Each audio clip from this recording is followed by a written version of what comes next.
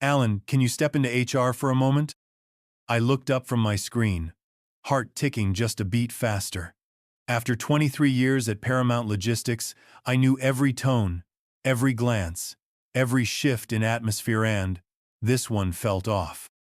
I walked down the corridor slowly, passing the familiar faces of people I'd mentored, collaborated with, pulled through all-nighters beside. No one made eye contact. In the HR office, Karen Wolfe, our VP of Risk, sat with Megan from HR, tablet open, expression unreadable.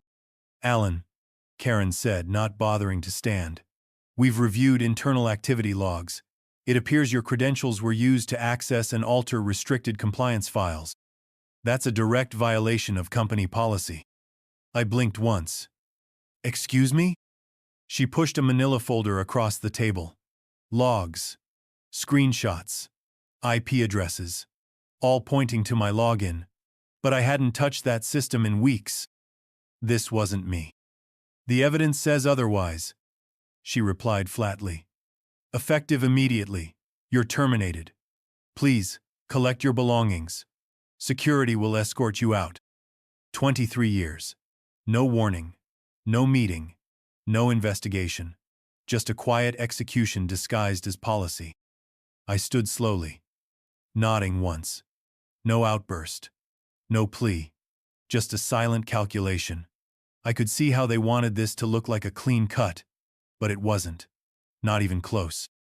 As I walked back to my office, eyes followed me, brief flickers of pity, confusion, fear. My nameplate was already gone. The building that had once been my second home now felt foreign, sanitized. Security didn't say a word as I packed my things. Framed photo of Lucia and the boys. The wooden pen set I got after the warehouse automation rollout. A half-dead succulent no one else ever watered but me. As they walked me out, Karen didn't even look up from her screen. Megan offered a tight, meaningless smile. Once outside, I stood for a second longer than necessary, facing the glass tower I'd helped build from the ground up. My badge had been deactivated. My name scrubbed, but they'd made one critical mistake.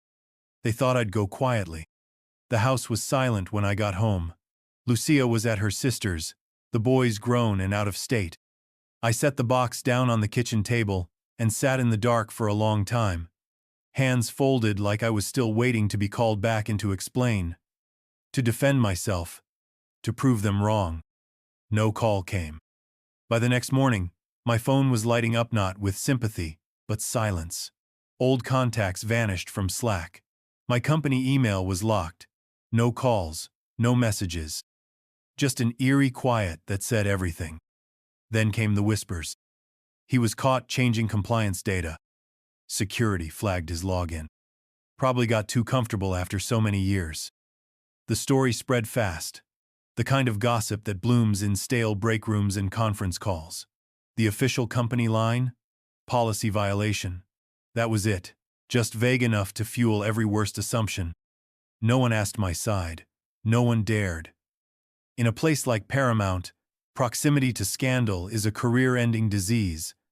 Safer to look away. To pretend I'd never been there. Except I had been. Since 1999. I was there when we were just 10 guys in a rented warehouse with folding chairs and dial-up modems.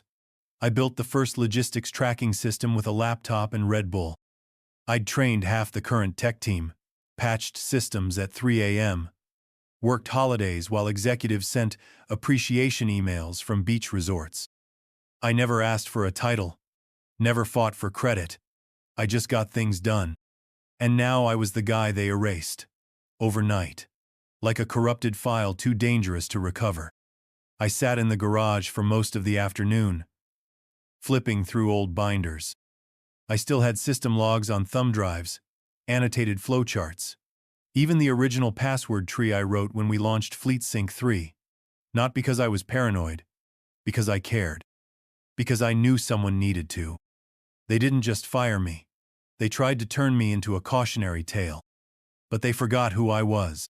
I wasn't just some guy who clocked in for 23 years. I was the system. and someone had just accessed it without knowing what doors they left open. By Tuesday, the sting had dulled. What replaced it was something colder clarity. I sat at the dining table with a legal pad and a mug of coffee that had gone cold hours ago, writing down everything I could remember. The accusation was precise: unauthorized access to restricted compliance files using my login. I kept replaying the moment Karen slid that manila folder across the table like it was some sealed fate. But something was wrong. I hadn't logged into that system in weeks. Then came the memories, things I'd brushed off at the time.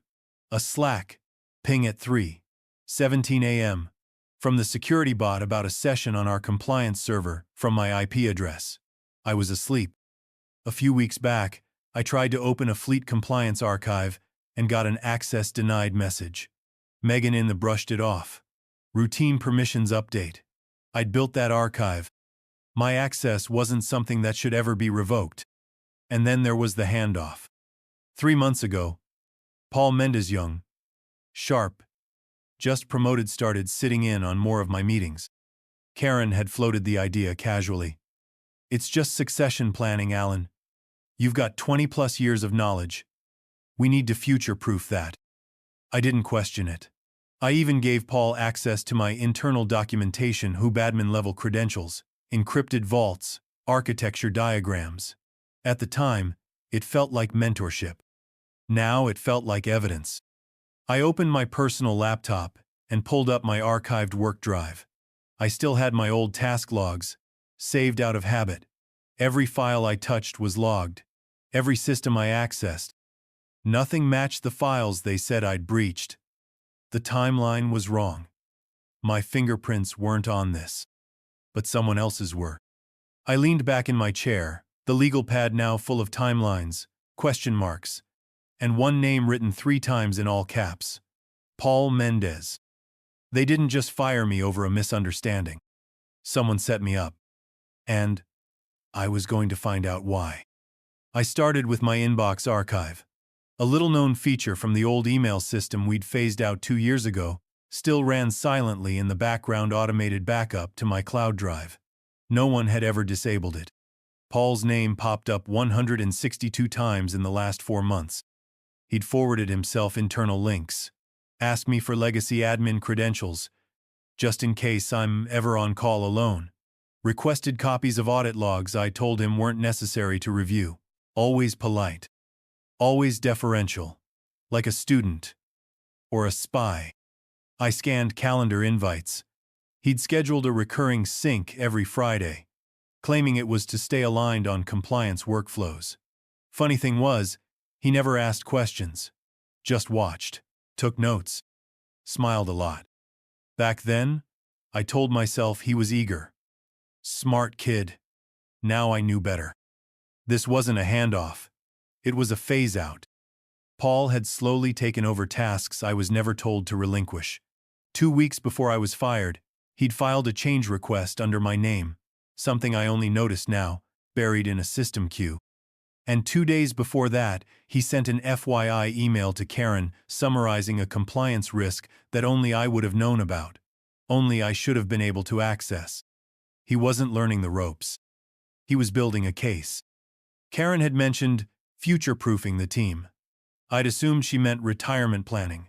Now it looked a lot like succession by sabotage. And the worst part? It worked. I'd handed him everything out of trust, out of loyalty, out of the kind of professional courtesy that people like Karen exploit, and people like Paul weaponize. I looked down at the growing pile of notes beside me. Diagrams, logs, emails all pointing to a pattern. This wasn't sloppiness. It was calculated. And if I was right, Paul didn't act alone. I saved everything to a flash drive and locked it in the safe behind the garage shelf. Then I stared at my screen a while longer, Paul's smiling LinkedIn profile staring back. Digital Compliance Manager. It read. He might have managed to push me out, but he was about to find out what happens when you try to outmaneuver the guy who built the maze. I called Leo on a Thursday evening.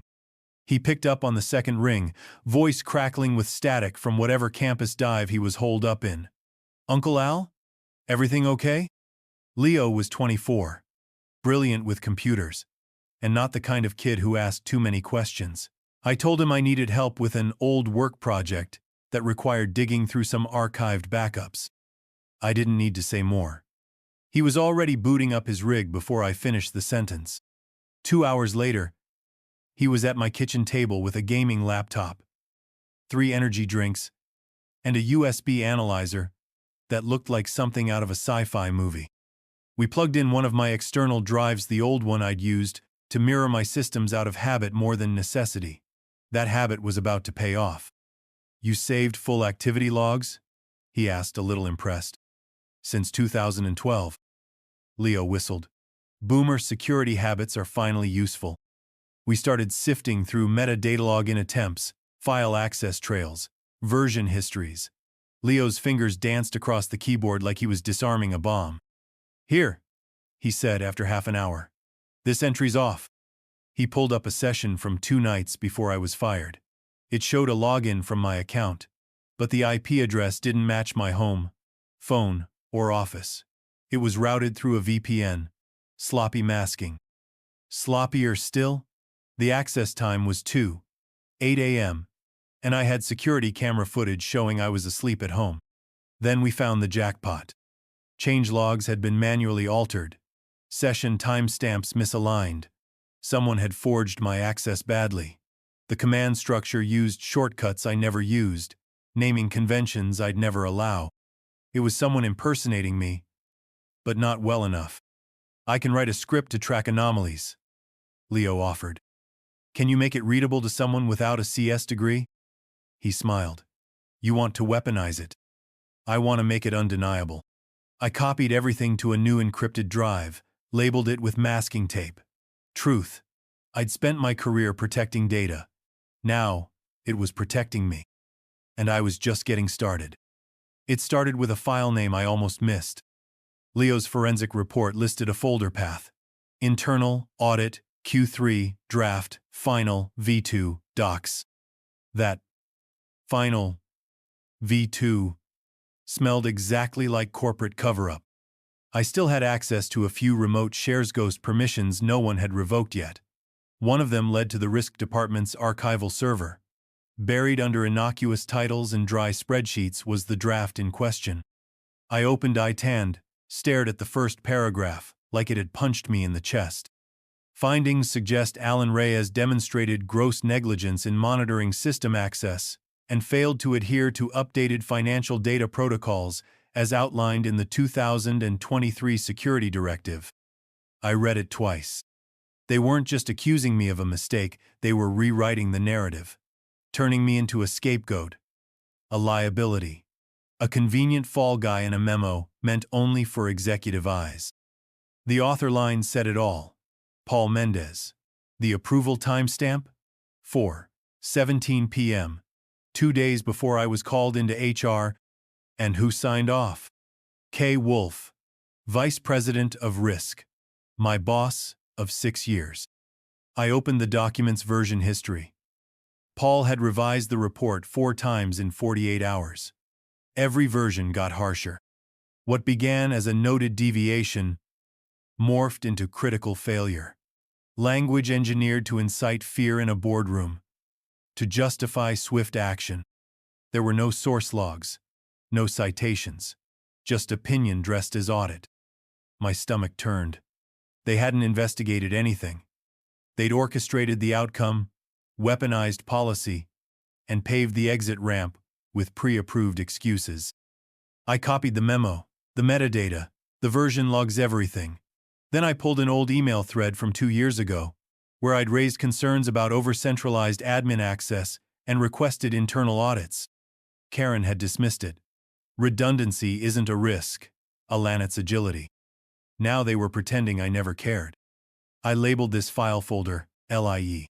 If Paul forged the path, Karen laid the pavement. And they were about to find out I'd been building my own detour. "Have you ever heard of a blog called NullCert?" Leo asked the next night, halfway through his 3rd Red Bull.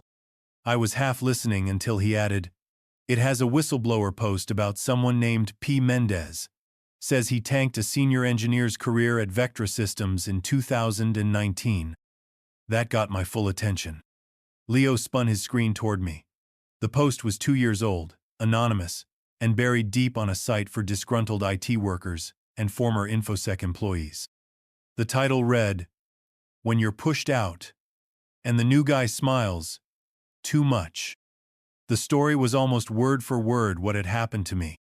A longtime systems architect suddenly resigned after being accused of audit tampering. The audit had been authored by a newly promoted compliance lead who had joined the company 6 months earlier. His name wasn't revealed, but the initials PM appeared more than once, and one comment mentioned a LinkedIn update that showed someone named Paul Mendez starting a new role shortly after. I clicked the profile.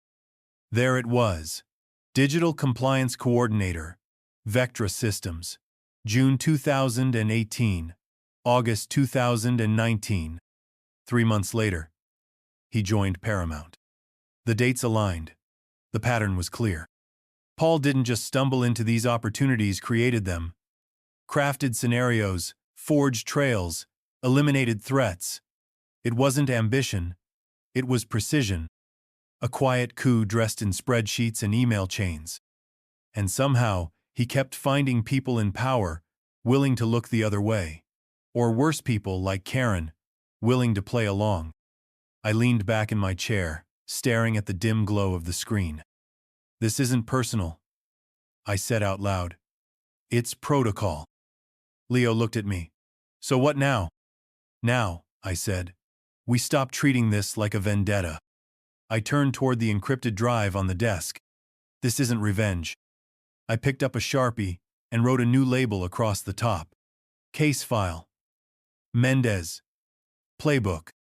Because it wasn't just about what they'd done to me. It was about what they'd done before, and who they might try to do it to next. I hadn't thought about that off-site in years. Quarter 3. Fiscal year 2020. We were at a conference center in Scottsdale, of those corporate retreats, where executives drank expensive scotch, while pretending team building was anything more than PR theater. Karen had pulled me aside after the final panel. Said she wanted to bounce something off me. We sat at a patio table while the others mingled near the bar. She leaned in, lowered her voice. "We're doing a quiet acquisition next quarter," she said. "We need some flexibility with the financial approval logs." I frowned. "What kind of flexibility?" "Just temporarily disabling certain compliance checks," she said too casually. "Only for 2 weeks. Just until things are finalized." I remember looking at her, really looking. She wasn't nervous. She wasn't uncertain. She was testing me. I told her no. Flat out. That kind of request wasn't just unethical, it was borderline illegal under SOX compliance. Especially with the kind of vendor data we handled. She didn't push it. Just smiled tightly and said, "I figured you'd say that." That conversation never showed up in meeting notes. Never came through official channels. But I documented it anyway.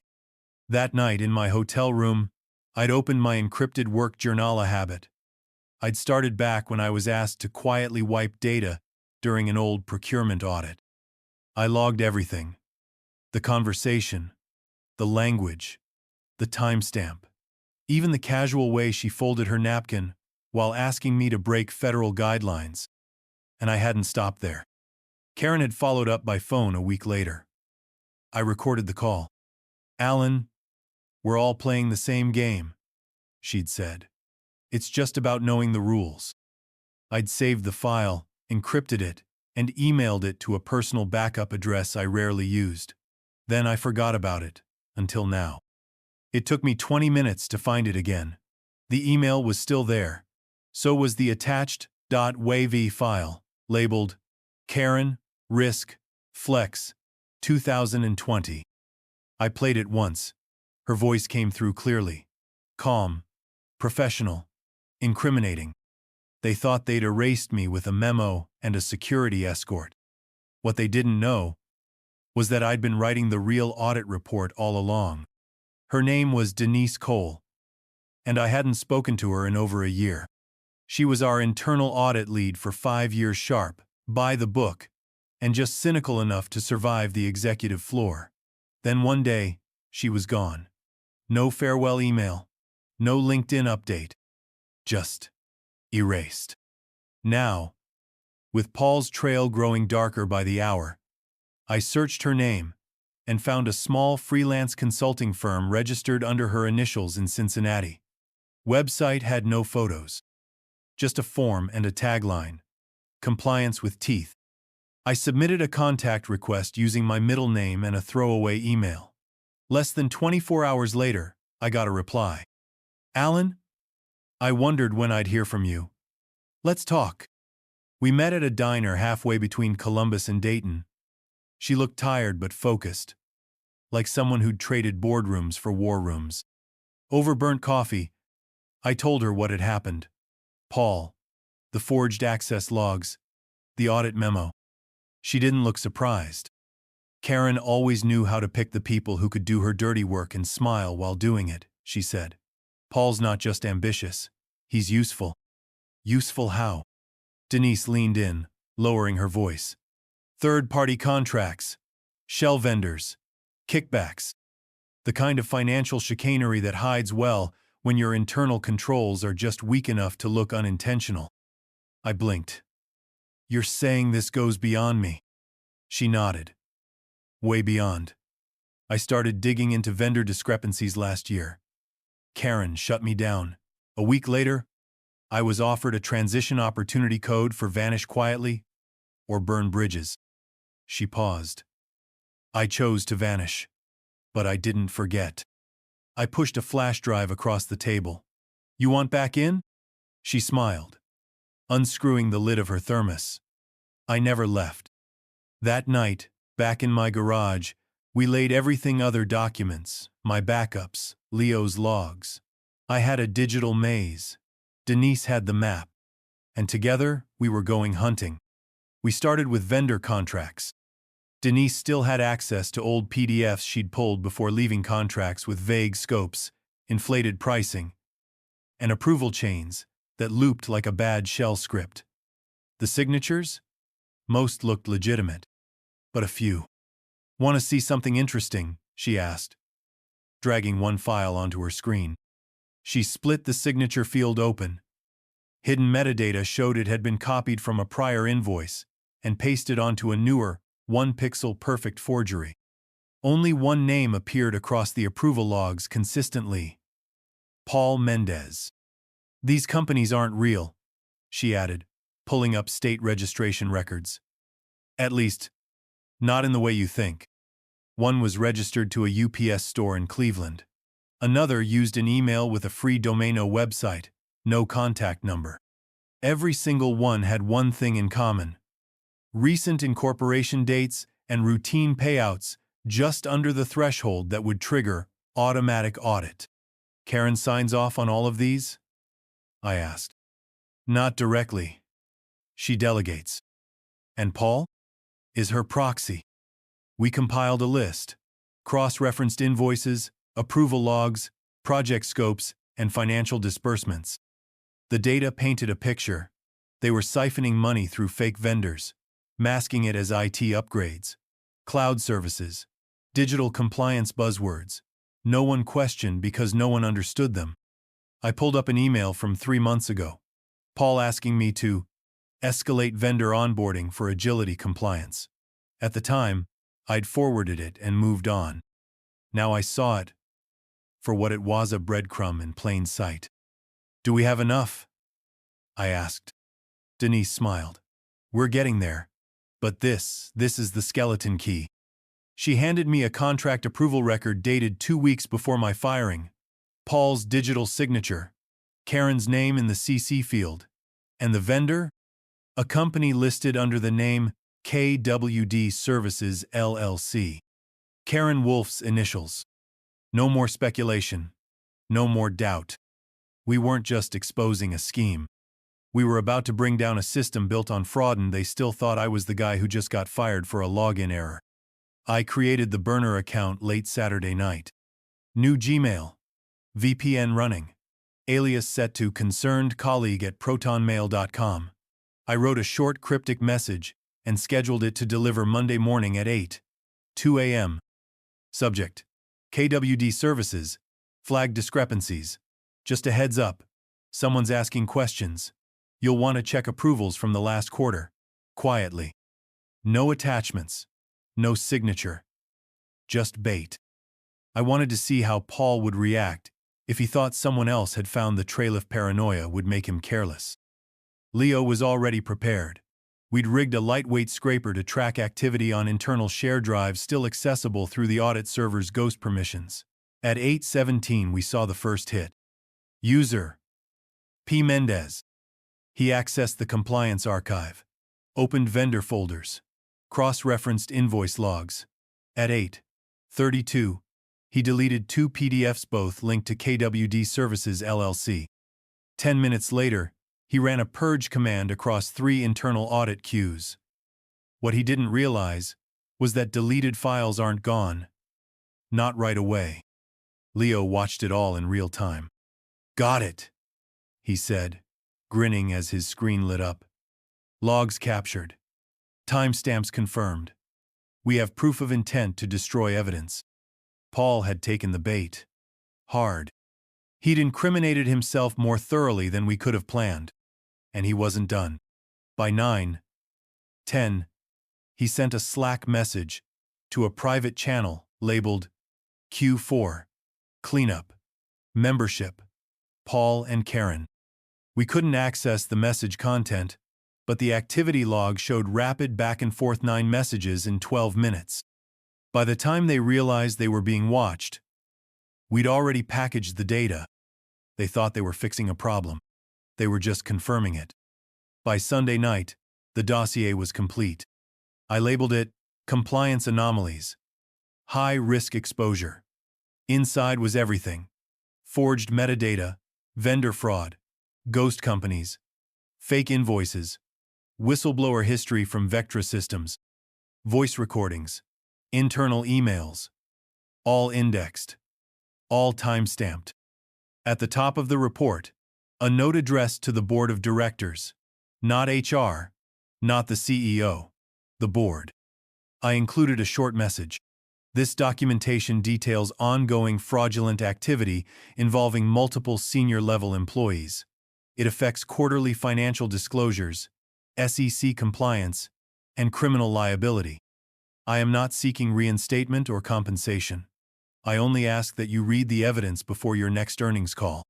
Below that, I listed 3 CCs, one to the company's outside legal counsel, one to an industry financial crimes watchdog group, and one to a journalist at a well-known business ethics site I used to follow. I timed the email to hit at 6:00 a.m., sharp 3 hours before Paramount's Q3 earnings call. A ticking clock. Denise called it surgical. Leo called it detonation. I just called it Monday. When the sun rose over Columbus, I poured myself a coffee, sat by the window, and waited. At 6:12 a.m., my phone buzzed. Board member forwarding notices, flagged keywords, 2 bounced emails from addresses I knew were now disabled. At 6:45, Karen's corporate email returned a bounce. At 7:00, Denise texted, scrambling. One exec canceled their call. We're in. At 8:00, I turned off my phone. The countdown had started. By the time earnings hit the wire, the truth would already be in the room. And Paul Mendez would no longer be the smartest guy in it. The first sign was a silence. Not the quiet kind, the panicked kind. The kind that replaces morning status calls and upbeat email blasts with out-of-office replies and legal disclaimers. By 9:07 a.m., the Q3 earnings call was postponed. No explanation. At 9:22, an emergency board session was scheduled. Private calendar. Executive floor only. And by 10:15, I got a text from Denise. Karen escorted out. Paul too. No access. Phones collected. They didn't even let them finish their coffee. By lunchtime, the internal network was locked down. Files frozen. Audit logs pulled. IT scrambling to figure out how Paul had managed to bypass so many internal controls. Leo could have told them it was simple, if you knew where no one was looking. That afternoon, Ethical and Ethy, financial watchdog, Group published the first piece. Inside the Shell. Fraud allegations rock Paramount Logistics. The article was detailed, precise. Too precise to be anything but sourced directly from the dossier. My name was in the second paragraph. Not as a victim. As a whistleblower. I expected some blowback. Angry calls. Maybe a threat or two. But what I got instead was silence from the people who had pushed me out and a slow, steady wave of emails from people who hadn't. Former coworkers. Past clients. Even a few from rival firms. Knew you weren't the type to go down quietly. What you did saved the rest of us from them. About time someone like you got the credit. I didn't reply to most. There wasn't much to say. I hadn't done it for recognition. I'd done it because they thought I wouldn't. And that was their first mistake. The call came 3 days later. Blocked number. I let it go to voicemail. Mr. Reyes, this is Catherine Halbrook, General Counsel for Paramount. The board would like to schedule a meeting to discuss resolution terms. Resolution. Neat word for hush money. They followed up with an email. Attached. A settlement agreement. NDA. Gesture of goodwill. High 6 figures. Clean break. I didn't even open it. Instead, I drafted my own proposal, titled Governance Reform. Structural Accountability Initiative. It outlined a new position. Chief Integrity Officer. Full audit access. Board reporting. Veto power on compliance. Linked financial decisions. Independent budget. No CEO oversight. No spin. I submitted it through the same channel I used for the dossier. Direct to the board. I didn't call. Didn't follow up. They responded within 48 hours. A meeting was set discreet, off-site, with 3 board members and outside counsel. I walked in wearing a suit I hadn't needed in years. They offered coffee. I declined. They reviewed my proposal in silence. When they finished, the chairman looked up and said, "This is aggressive." "No," I replied. "It's honest." They asked if I was interested in returning under different terms. I shook my head. I'm not interested in returning. I'm interested in rebuilding. Silence again. Then a nod. They voted that night. Unanimous. The next morning, an internal memo went out. Alan Reyes, terminated for policy violations just weeks earlier, was now the company's first chief integrity officer. No press release. No public apology. Just a new badge, a new office, and a lot of quiet looks from people who never expected to see me again. Especially not walking past them on my way to the boardroom. They thought I was just another lifer.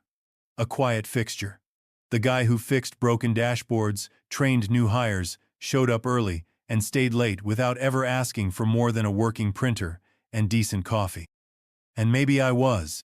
But I was also watching. Documenting. Preparing. Not out of paranoia, out of principle. Because I learned a long time ago that systems don't fail from crashes or bugs. They fail because people stop paying attention. I never did. Every request Karen made, every shortcut Paul took, every small, strange ask that didn't feel quite right, I filed it all away. I didn't know what it would lead to, but I knew how to build a record. Quietly. Methodically. They underestimated that. They underestimated me. It wasn't personal at first. Not when Paul started shadowing me.